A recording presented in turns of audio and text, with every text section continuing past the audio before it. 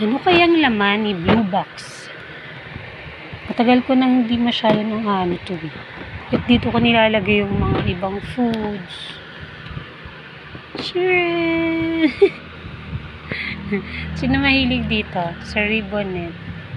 Sa Hopia. Dati favorite ko ube. Pero ngayon kasi yung ube flavor, parang di naman talaga ube, kamote nilalagay nila eh. Ito yung gusto ko sa ngayon. Expiry nito ay ano yung expiry mo? Ayun, April 21. Ito mura ko itong nabili sa Lazada. Tatlong ganito, 103 pesos lang. Expiry pa niya isa 5/25. Nakain ko na yung dalawa nito, so isa na lang natitira. So ito din, itong isang balot ng Skyflakes na 24 pieces. Yung isang ganito nabili ko kay Lazada ng 50 pesos. Tapos ito isang may bawas na 49. Gamit yung voucher saka coins ni Lazada. Ito hindi ko pa ito makain kasi bawal pa eh.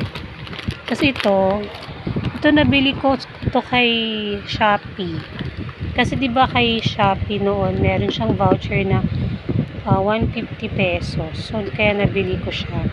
Yun nga lang, nung naubos ko siya, ang binili ko na lang is yung nakapack na lang. Kasi mas mura yun. Yun, nabili ko yun kay Shopee ng dalawang 500 grams. Ano yun? 163 pesos. Ayan. Diba? Puro siya durog. Hindi na. Yung mga nakakain ko naman yung mga nakaraang araw, hindi naman durog.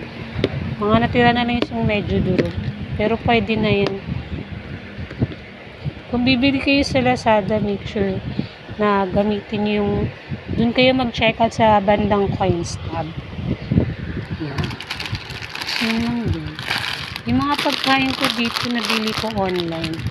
Kasi dun talaga makakamura ka. Kasi bukod sa voucher, may coins ka rin. Make sure lang na of course, kailangan sipagan sa pagkuha ng coins. Everyday kasi yun eh. Everyday may challenge, everyday mo kailangang i-login. Saka ngayon meron akong nakuha kay Lazada yung sa likes rewards. Yung mag-iipon ka naman ng gold bars. So, yun lang. Bye-bye!